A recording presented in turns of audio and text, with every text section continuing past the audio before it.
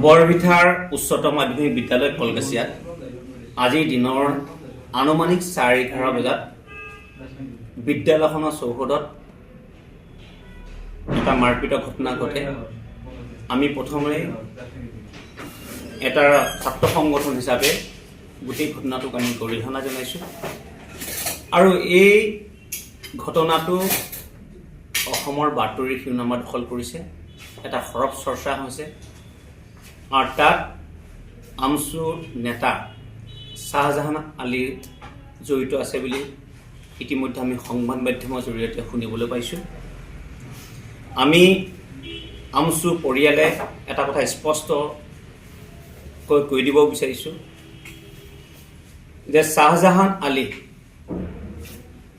যোৱা 9 তাৰিখে এজন ব্যক্তিক পঢ়াৰ তেওঁৰ নাম যেতিয়া সাঙুৰ খোৱাৰ পিছতেই আমছু সংবিধানে এনে অনৈতিক অসাংবিধানিক সংবিধান বহিৰ্ভূতৰ কাম কৰাৰ কাৰণে জিলাৰ সভাপতিগৰাকীক আমছু সভাপতি ৰেজাউল কৰিম চৰকাৰৰ কঠোৰ নিৰ্দেশনাত তৎকালীনভাৱে আমি নিলম্বন কৰিছোঁ। যি নিলম্বন পত্ৰখন ইতিমধ্যে আজি 3 দিনৰ আগতে আমি ৰাজহুৱা কৰিছোঁ, আমাৰ গ্ৰুপে আছে। গতিকে আমি আপোনালোকৰ জৰিয়তে এটা সংবাদ মাধ্যমক আহ্বান কৰিম, তেওঁ আমছু নেতা আছিলে, প্ৰাক্তন নেতাহে, বৰ্তমান তেওঁ আমছু নেতা নহয়।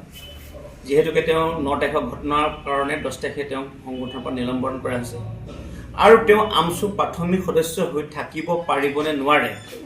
গতিকে এটা 3জনীয়া আমি আমছু এটা তদন্তৰ সমিতি ঘোষণা কৰিছোঁ আৰু তদন্ত সমিতিক আমি 3 দিনলৈ সময় দিছোঁ আৰু তদন্ত সমিতিয়ে যদি গোটেই সেই ঘটনাৰ লগতে স্পষ্ট প্ৰমাণ ইতিমধ্যে আমি প্ৰমাণৰ ভিত্তিতে দিছোঁ, যদি প্ৰমাণ কৰি দিব পাৰে হয় বুলি তেওঁ আমছুত কোনো কাৰণে কেতিয়াও থাকিব নোৱাৰিব। আৰু লগে লগে আজি বৰপেটাৰ ঘটনাটো যিসকল বা যিজন তেওঁ যদি জড়িত আছে বুলি ইতিমধ্যে স্পষ্ট সংবাদ মাধ্যমে জনাইছে।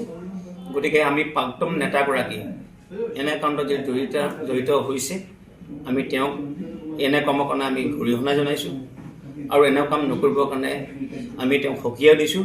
আৰু লগে লগে এই কাজিয়া সূত্ৰপাত ক'ৰ পৰা কেনেকৈ ঘটিল আচল শিপাৰ সন্ধান কৰিব লাগিব। বিভাগৰ কৰ্তৃপক্ষক আমি আহ্বান জনাইছোঁ আৰু স্থানীয় প্ৰশাসনক আমি আহ্বান জনাইছোঁ। ইয়াৰ আচল ঘটনা ক'ৰ পৰা হ'ল, কেনেকৈ হ'ল, ইয়াত জল পট গোটেইখিনি ৰাইজে জানিব বিচাৰে। যেতিয়া শিক্ষালয়ত এনে ঘটনাই এটা যথেষ্ট সমাজত যথেষ্টখিনি ক্ষতি কৰিছে, এটা বিৰূপ প্ৰভাৱ পৰিছে।